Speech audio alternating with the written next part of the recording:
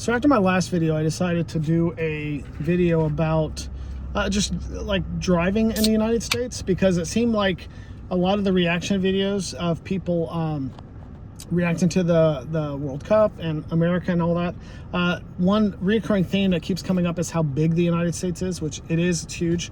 I live in Florida, which isn't even considered a big state, but if I travel from where I am now, which is Central Florida, right around where the shuttle used to launch, where the Space Center is, if I travel from there to the capital, it's probably about a 7 or 8 hour drive.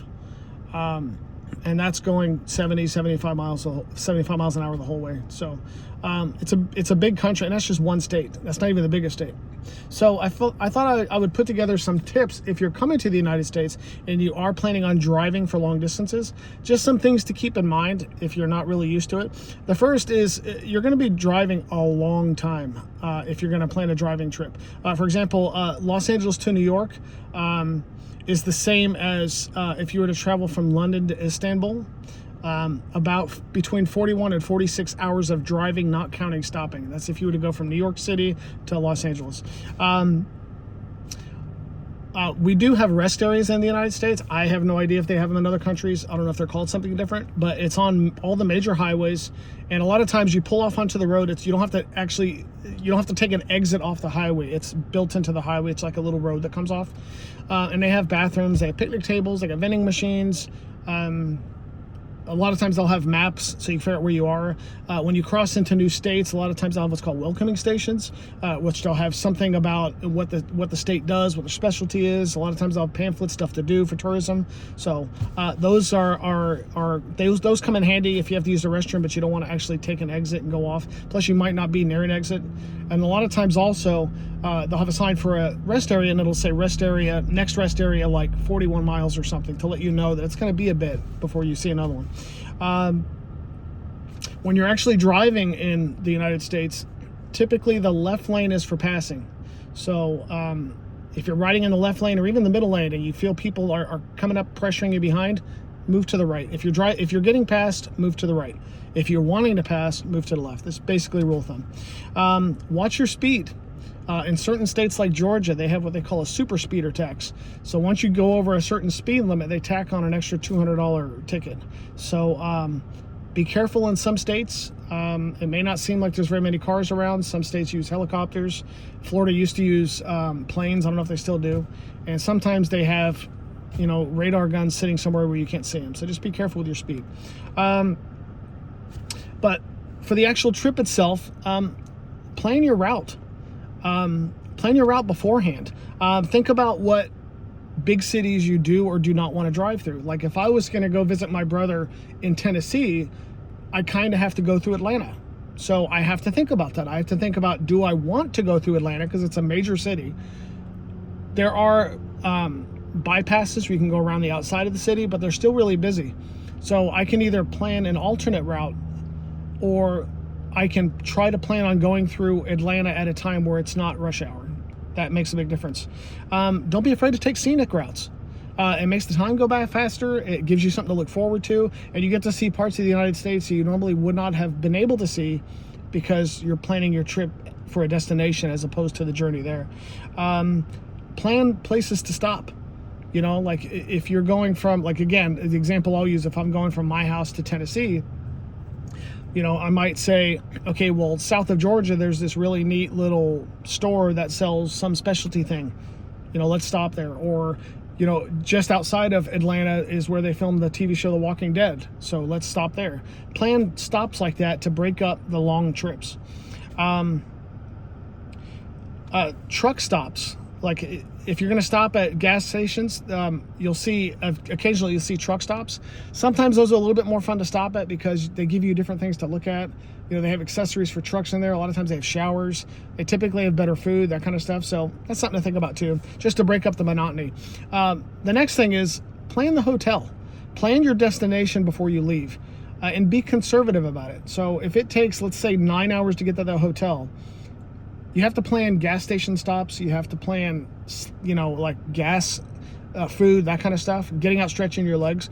So plan your hotel that way. You have a definite destination as to where you have to end up. So otherwise it might seem like an endless drive. Consider things like whether the hotel has complimentary breakfast or not. What kind of restaurants are in the area? If there's anything to do in that area, do they have a swimming pool? That kind of stuff. You can also check the reviews of the hotel beforehand, so you're not stuck staying in a hotel that's not really that great. Also, another thing is make sure you check what time the check-in is allowed. So if you leave super early in the morning, you make really good time, you get there at, let's say, 3:30, and you can't check in until 5. Well, you're gonna have to sit there for an hour and a half, not do it. You could have been driving. So that's another thing, is check to see what time check-in is allowed, so you can plan your trip accordingly that way. The other thing is weather. Weather in the United States, depending on where you're at and the time of year, can change very, very quickly. I mean, we have everything from rainforests to deserts to mountains, and depending on what time of year you are, like I live in Florida, and you know, it can be sunny, 30 minutes later it's storming with lightning and high wind, and then 10 minutes after that it's back to being sunny again. If you're up around wintertime, up towards the Great Lakes, Michigan, those kind of places, snowstorms can come very, very quickly up there. So pay attention to the weather. If you're uneasy or unsure, pull over and stop. If you are going to drive in the wintertime, do your research about what to have in your car. You know, things like a candle, so you just to keep your car warm if you get stuck, a blanket, that kind of stuff. Make sure you have the right tires on the car for where you're driving. If you're going to drive in Florida, you probably want some kind of tires that's good in wet weather. If you're going to drive up in the wintertime up north, you kind of want to have all season tires, that kind of thing. We do have, in the United States, we do have tornadoes from time to time. They're not really that, they're frequent, but they're not really that frequent. Like, in other words, if you live in a certain area, it's not like you got to deal with a tornado every year. Some cities probably have never been hit, I don't know. But depending on what part of the country you're in, specifically the Midwest, in the springtime or fall, that's when there's kind of a higher risk. And the rule of thumb is, if it's a tornado watch, that means they are watching the weather because a tornado could happen. If it's a tornado warning, that means you need to stop somewhere, find shelter, because there is a tornado on the ground. So just keep that in mind. I'm not trying to scare anybody. These are things to think about if you're going to be driving in the United States. So basically, rule of thumb, it's the journey, not the destination. Like, make the trip fun. There's a reason Americans like road trips, like the Great American Road Trip. There's a reason for that, because there's roadside stops. There's, you know, cheap toys that you can get for your kids at gas stations and stuff. There's rest areas where sometimes they have nature trails and stuff. Like, it can be pretty fun driving, just seeing the country change, you know. Don't be afraid to take side roads and scenic routes. I think that's important. You don't have to stay on the highway. Like, if you go from, let's say, Florida or Georgia, and you take I-10 over towards Texas, it looks like the same road for like, it's insane. You'll drive like 18 hours and the road hasn't changed. Like, it looks the same. It gets really boring. Don't be afraid to take side roads. Don't be afraid to take scenic routes. Don't be afraid, and I think this is important, don't be afraid to eat at local places. Don't think you have to find McDonald's and KFC and all this kind of stuff. The local places are where you're going to have the more isolated specialty things, right? That's where you're probably going to have better hospitality. Not to say you don't get hospitality at places that are franchised, but the local places, that's when you're going to get the local specialty stuff. Don't be afraid to stop at a local place.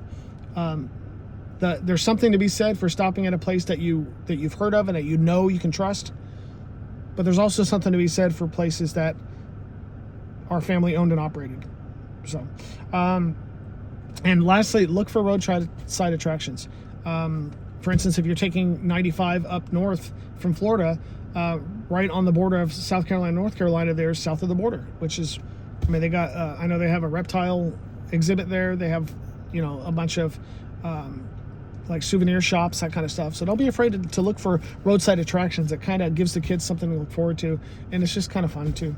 So, but all in all, but most importantly, be safe if you come down here, come over here. I hope all that helped. Yeah, I'm just trying to think of things that maybe people that aren't from the United States may not consider or may not think about if they come over. So if you have any questions or whatever, or if you have any corrections for me and things that you would do differently, by all means, go ahead and say it. Just be respectful about it, because I'm just trying to take what I know and deliver it. You know what I mean? And I may not be perfect. I may not be 100% correct on some things, and I'm fine with being corrected. Just trying to start dialogue. So have a good one.